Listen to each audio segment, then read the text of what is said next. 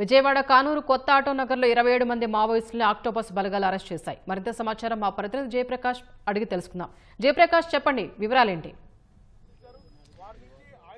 ఈరోజు గత 3 గంటల నుంచి విజయవాడ న్యూ ఆటో నగర్లో ఆక్టోపస్ గ్రే హౌండ్స్ ఇటు కృష్ణా జిల్లా పోలీసులు సంయుక్తంగా తనిఖీలు చేపడుతూ ఉన్నారు. ప్రస్తుతం మనకి కనపడుతున్న ఆ బిల్డింగ్లోనే ఈ తనిఖీలు కొనసాగుతున్నాయి. మొత్తం 4 ఫ్లోర్లుగా ఆ బిల్డింగ్ ఉంది. కింద కొంతమంది ఉంటున్నట్టు తెలుస్తుంది. పైన 3 ఫ్లోర్లు ఒక గోడౌన్ లాగా మనకి కనపడుతుంది. అయితే ఆ 3 ఫ్లోర్లలో పోలీసులు విస్తృతంగా తనిఖీలు చేపడుతూ ఉన్నారు. ఈ తనిఖీల్లో కొంత ఇక్కడ అనుమానితులు ఉన్నట్లు గుర్తించారు. మావోయిస్టులు కొంతమంది ఉన్నట్లు పోలీసులు గుర్తించారు. వారిని అదుపులోకి తీసుకున్నట్టు మనకి సమాచారం తెలుస్తుంది. మొత్తం సుమారుగా 27 మంది వరకు ఇక్కడ ఇటువైపు ఉన్నారని తెలుస్తుంది. వీళ్ళంతా ఛత్తీస్గఢ్కి చెందిన వారుగా భావిస్తూ ఉన్నారు. ఇందులో మహిళలు అధికంగా ఉన్నారని తెలుస్తుంది. ఇక్కడకు కూలీల నేపథ్యంలో కూలీల ముసుగులో ఇక్కడికి వచ్చి షెల్టర్ జోన్గా మార్చుకున్నారని తెలుస్తుంది. ఒకవైపు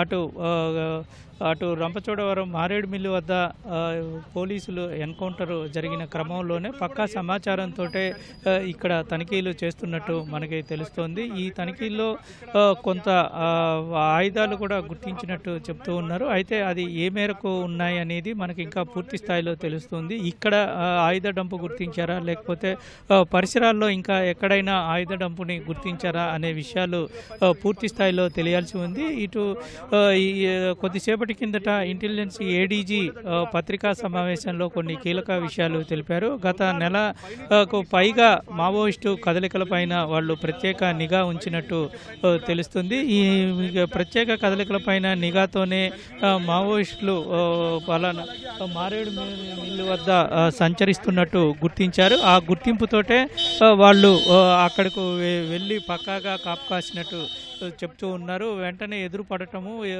కూంబింగ్ చేస్తున్న తరుణంలో వాళ్ళు ఎదురు పడటము, కాల్పులు జరపటం జరిగింది. దీంట్లో కేంద్ర స్థాయిలో ఉన్నటువంటి కేంద్ర కమిటీలో ఉన్న కీలక నాయకుడు హిడ్మా మృతి చెందడంతో పాటు ఆయన భార్య స్టేట్ లెవెల్ కమిటీలో ఉన్నారు, ఆమె కూడా మృతి చెందింది. మిగతా 4 ఆయనకు గన్మెన్లుగా ఉన్నటువంటి మిగతా 4 మావోయిస్టులు మృతి చెందారు. అయితే వీళ్ళతో పాటు ఇంకా అక్కడ ఎంతమంది ఉన్నారు అనే విషయాలు పూర్తిగా తెలియాల్సి ఉంది. వాళ్ళపైన ఇంకా నిఘా వాళ్ళు అక్కడ ఇంకా పూర్తి స్థాయిలో సెర్చింగ్ అనేటువంటిది జరుగుతూ ఉంది.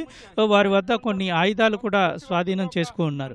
అయితే వీటితో పాటు ఇక్కడ కృష్ణా జిల్లాలో ఉన్నటువంటి సమాచారం మేరకు ఎక్కడైతే ఈ సరిహద్దుల్లో కాల్పులు జరుగుతూ ఉన్నాయి, వాళ్ళ కోసం కూంబింగ్ ఆపరేషన్స్ జరుగుతూ ఉన్నాయో ఆ ప్రాంతాల్లో వాళ్ళకి సంబంధించి పూర్తి స్థాయిలో ఉన్నటువంటి వాళ్ళు ఇటు షెల్టర్ జోన్లుగా ఇటువంటి గుర్తించబడని ప్రాంతాలకు, అంటే ఇక్కడ ఎప్పుడు మావోయిస్టులకు సంబంధించినటువంటి అలజడులు చాలా తక్కువగా ఉంటాయి, వాళ్ళ కదలికలు చాలా తక్కువగా ఉంటాయి కృష్ణా జిల్లాలో. ఈ నేపథ్యంలోనే ఇటువైపు షెల్టర్ జోన్గా ఏర్పాటు చేసుకొని ఇక్కడ ఉండేందుకు వాళ్ళు ప్రణాళికాబద్ధంగా ఇక్కడకు వచ్చినట్టు తెలుస్తుంది. అయితే ఒకే చోట ఇంతమంది ఉండటం వెనుకాల ఇంకా ఇక్కడకు ఉన్నటువంటి వాళ్ళు ఎవరైనా వాళ్ళకి ఆశ్రయం ఇచ్చారా, సానుభూతి పరులు ఇంకా ఎవరున్నారు అనే విషయాలపైన ఇంకా పూర్తిగా ఆరా తీయాల్సిన అవసరం అయితే మనకి కనపడుతుంది. ఒకవైపు డాగ్ స్క్వాడ్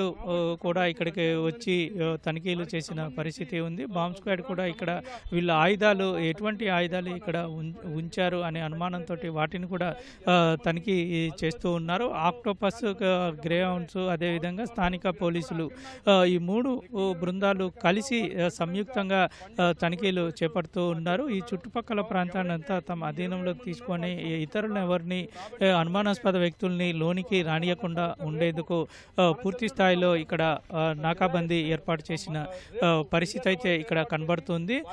మొత్తం మీద ఇంకా తనిఖీలు ఇంకా జరుగుతూనే ఉన్నాయి. ఎప్పటి వరకు జరుగుతాయి అనేటువంటిది ఇంకా స్పష్టత రాలేదు. కొంత డంప్ ఇక్కడ కొన్ని స్వాధీనం చేసుకున్నట్టు, కొన్ని పత్రాలు ఇటువంటివి స్వాధీనం చేసుకున్నట్టు మనకి తెలుస్తుంది. మనం ఇక్కడ లైవ్లో చూస్తూ ఉన్నాము. పైనుంచి కొన్ని బాక్సుల రూపంలో కిందికి తీసుకువస్తూ ఉన్నారు. అందులో ఆయుధాలు ఉన్నాయా లేదంటే పత్రాలు ఉన్నాయా అనేటువంటి వాటిల్లో ఇంకా స్పష్టత రాలేదు. ఇప్పటి వరకు ఉన్నటువంటి సమాచారం మేరకు 27 మంది వరకు ఇక్కడ ఈ ప్రాంతానికి వచ్చారు. ఇప్పుడు ఎంతమంది ఇక్కడ ఉన్నారు అనేది పూర్తిగా తెలియని పరిస్థితి ఉంది. అసలు ఆ బిల్డింగ్ ఎవరిది, యజమాని ఎవరు, ఎందుకు వాళ్ళు ఏ పని పైన ఇక్కడికి వచ్చారు, ఎక్కడి నుంచి వచ్చారని చెప్పారు, ఎంతకాలం నుంచి వాళ్ళు ఇక్కడ ఉంటున్నారు, ఇటువంటి విషయాలన్నింటినీ పూర్తిగా తెలుసుకోవాల్సిన అవసరం అయితే కనబడుతోంది. వీళ్ళందరినీ అదుపులోకి తీసుకున్న తరువాత వాళ్ళని విచారిస్తే మరిన్ని విషయాలు బయటపడే అవకాశం ఉంది. ఇంకా ఎక్కడెక్కడికి వాళ్ళు వెళ్ళే అవకాశం ఉంది అనేటువంటి విషయాలన్నింటినీ పోలీసులు తెలుసుకుంటూ ఉన్నారు. మరోవైపు ఇటు సరిహద్దుల్లో, రాష్ట్ర సరిహద్దుల్లో అటు ఛత్తీస్గఢ్, ఒడిశా, అటు ఆంధ్రప్రదేశ్ సరిహద్దుల్లో గత కొద్ది కాలంగా ఈ తనిఖీలు ముమ్మరం జరుగుతుంది. పోలీసులు కూడా కూంబింగ్ చాలా తీవ్రంగా చేస్తూ ఉన్నారు. ఒకవైపు సెంట్రల్ ఆధ్వర్యంలో కగార్ ఆపరేషన్ కూడా తీవ్ర స్థాయిలో జరుగుతున్న నేపథ్యంలో వాళ్ళు ఎక్కడ షెల్టర్ జోన్ సురక్షితంగా దొరుకుతుంది, ఎక్కడ పోలీసులకి అనుమానం రాని ప్రాంతాలు ఉన్నాయో అక్కడికి వెళ్ళి తలదాచుకునే ప్రయత్నంలో భాగంగానే ఇటువైపు వచ్చి ఉంటారనేది తెలుస్తుంది. మొత్తం మీద ఇప్పుడు జరుగుతున్నటువంటి తనిఖీల్లో కొంత కీలక సమాచారం అయితే వాళ్ళు పోలీసులు రాబట్టినట్టు తెలుస్తుంది. కొన్ని స్వాధీనం చేసుకొని కొంత డంపుని కూడా, అంటే అందులో ఒక కీలక పత్రాలు, వాళ్ళకి సంబంధించినటువంటి వివరాలు కూడా అందులో ఉన్నట్టు తెలుస్తుంది. ప్రస్తుతం ఇంకా వీళ్ళ తనిఖీలు అయితే కొనసాగుతూ ఉన్నాయి. ఎప్పటి వరకు ఈ తనిఖీలు కొనసాగుతాయి అనే వాటిల్లో ఇంకా స్పష్టత లేదు. ఒకవైపు కాకినాడ అటు ప్రాంతంలో మారేడుమిల్లి వద్ద ఇటు ఎన్కౌంటర్ జరగటము, ఇక్కడ తనిఖీలు జరగటం అనేది రాష్ట్రంలో ఒక సంచలనంగా చెప్పుకోవచ్చు. కెమెరామెన్ ఎంఎస్ఎన్తో జయప్రకాష్, ఈటీవీ న్యూస్, విజయవాడ.